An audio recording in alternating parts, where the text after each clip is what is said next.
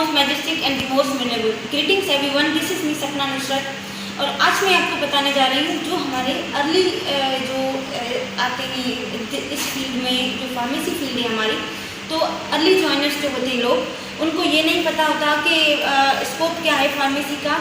बल्कि मैं तो कहती हूँ न सिर्फ इस फील्ड में बल्कि सारी फील्ड्स में ऐसा ही होता है कि यहाँ पर एक दूसरे को डिमोटिवेट किया जाता है, नेगेटिव एनर्जी दी जाती है कि यहाँ इस फील्ड में स्कोप नहीं है, इस फील्ड में स्कोप नहीं है, चाहे वो फार्मेसी की फील्ड हो या फिर वो फील्ड जो है दूसरी फील्ड्स हो। तो आज मैं उन सब लोगों को बताना चाहती हूँ कि फार्मेसी का कितना सारा स्कोप है और फार्मेसी की कितनी सारी जॉब्स हो सकती हैं।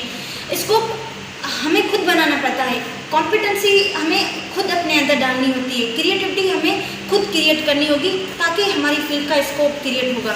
तो आज ये कुछ जॉब्स हैं जो मैं आप लोगों को बताना चाहती हूँ कि फार्मासिस्ट का रोल क्या क्या है या कौन कौन सी जो चीज़ें हैं फार्मासिस्ट कर सकता है अपनी सोसाइटी के लिए, अपनी कम्युनिटी के लिए या फिर अपनी नेशन के लिए। तो ये जॉब्स हैं कुछ एक इंडस्ट्रीज, यहाँ हम उनको कंपनीज भी कहेंगे। कुछ कंपनीज होती हैं, कुछ इंडस्ट्रीज होती हैं। इंडस्ट्रीज वो जो डिज़ाइन कर रही होती हैं, मैन्युफैक्चर कर रही होती हैं मेडिसिन को, डिफरेंट डोजेज फॉर्म्स को, और कंपनीज वो जो इंटरनेशनली इनकॉर्पोरेट की गई हो या नेशनली इनकॉर्पोरेट की गई हो सिटीज़ में, एनीवेयर। तो कुछ मल्टीनेशनल होती है, कुछ नेशनल होती है। फॉर सपोज मैं उनके कुछ नाम्स बताऊंगी आपको, जैसे नेस्ले वो मल्टीनेशनल कंपनी है, जैसे गेट्स हो गई, या फिर जैसे GSK हो गई, या फिर एबर्ट हो गई, मार्टंडा हो गई। इसी बहुत सारी मतलब मल्टीनेशनल एंड नेशनल कंपनीज है जो ड्रग्स जो हैं वो मैन्युफैक्चर करती हैं या फिर सप्लाई करती हैं, और अ लॉट ऑफ थिंग्स। तो और उसके अलावा दूसरी चीज़ जो है जो हम मतलब अवेयर कर सकते हैं जिस अपॉर्चुनिटी को, वो है लेक्चरशिप, या फिर हम प्रोफेसर भी बन सकते हैं। तो जब आप अगर अपनी जो ग्रेजुएशन को आगे बढ़ाएंगे, MPhil करेंगे, रिसर्च में आएंगे, PhD में, तो फिर आप प्रोफेसर भी बन सकते हैं ऑन डिफरेंट ग्रेड्स। और अगर आप ग्रेजुएशन किए तो आप उस लेक्चरशिप के लिए भी अप्लाई कर सकते हैं। तीसरी चीज़ ये कि साइंटिस्ट बन सकते हैं। साइंटिस्ट का यहाँ पाकिस्तान में कोई कॉन्सेप्ट नहीं कि फार्मेसी फील्ड का भी कोई साइंटिस्ट हो सकता है।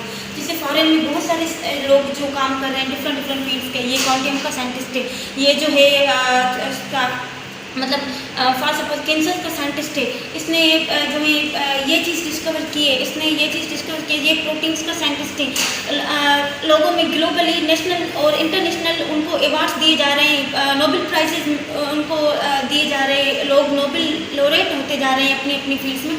लेकिन यहाँ पर साइंटिस्ट का कोई कॉन्सेप्ट नहीं फार्मेसी फील्ड में। सो हम जो है साइंटिस्ट भी बन सकते हैं। साइंटिस्ट का मतलब ये है कि हम उस रिसर्च को, अपनी रिसर्च को आगे बढ़ाएं और अपनी बात जो है लोगों तक पहुंचाएं और उसमें न्यू इन्वेंशंस लाएं, अपने माइंड का इस्तेमाल करें, and we are should think out of the box. अब चौथी चीज़ ये है कि हम कम्युनिटी फार्मासिस्ट भी बन सकते हैं। कम्युनिटी फार्मासिस्ट मतलब कि जो हॉस्पिटल के सेपरेट जो कम्युनिटी फार्मासिस्ट बनी होती है, तो हम उसमें जो है एज अ कम्युनिटी फार्मासिस्ट भी बन सकते हैं।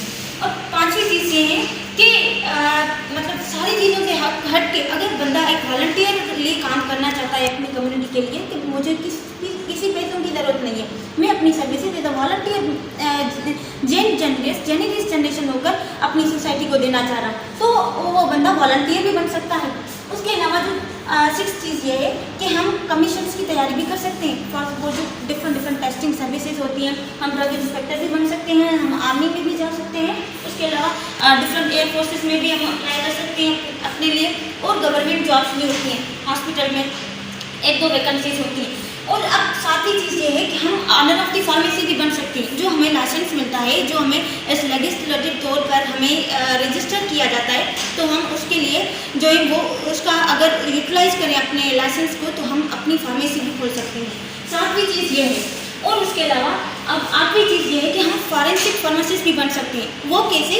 वो ऐसे कि हमारी कंट्री की जो एजेंसीज होती हैं, इंटेलिजेंस सर्विस एजेंसी जैसे, तो हम उसमें अप्लाई कर सकते हैं।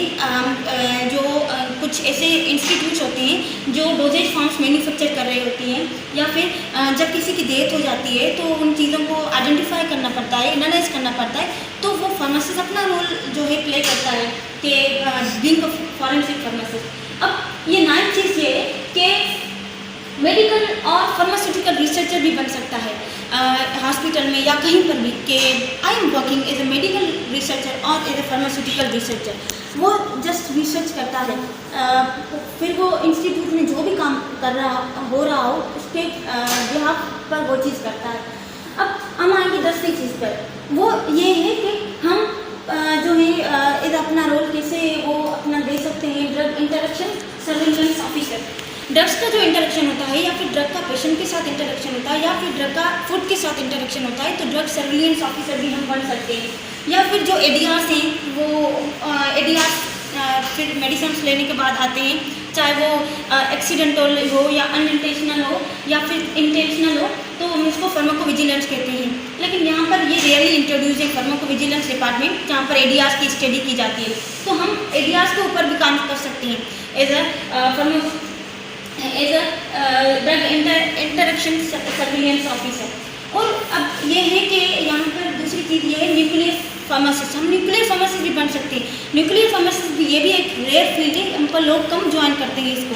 वो कैसे कि जैसे कैंसर हॉस्पिटल्स होती हैं और उनमें जो रेडियो फार्मास्यूटिकल इंग्रेडिएंट्स होते हैं या फिर सब्सटेंसेस होते हैं, उनका हमारा जो भी उन चीज़ों को हम असेस करते हैं, तो एज अ न्यूक्लियर फार्मासिस्ट भी हम अपना रोल दे सकते हैं।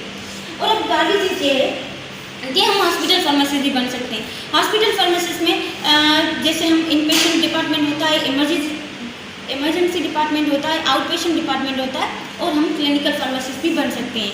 तो ये डिपेंड करता है कि हॉस्पिटल की कौन सी है, चाहे वो टर्शरी है या सेकेंडरी है या प्राइमरी है, तो उसके डिपेंड पर हम बन सकते हैं कि इनपेशेंट या आउट पेशेंट या फिर क्लिनिकल फार्मासिस्ट। और ये लास्ट चीज़ ये है कि क्लिनिकल फार्मासिस्ट, क्लिनिकल ये दो लफ्ज़ सेम क्यों है, क्योंकि क्लिनिकल फार्मासिस्ट जो प्राइवेट क्लिनिक्स होती हैं तो वहाँ पर भी एक फार्मासिस्ट हायर किया जाता है फिजिशियन के साथ, तो वहाँ पर भी आप जो हैं ज्वाइन कर सकते हैं।